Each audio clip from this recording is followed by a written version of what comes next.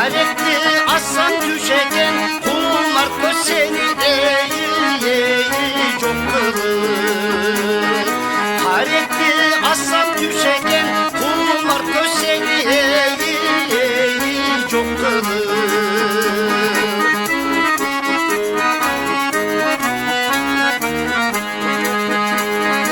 Kumarın tegiren saçı ay, çoluğum bende kal saçı ay.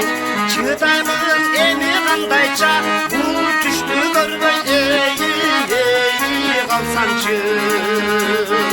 Çıdayımın emi kandayça bu düştü görmey kalsançı.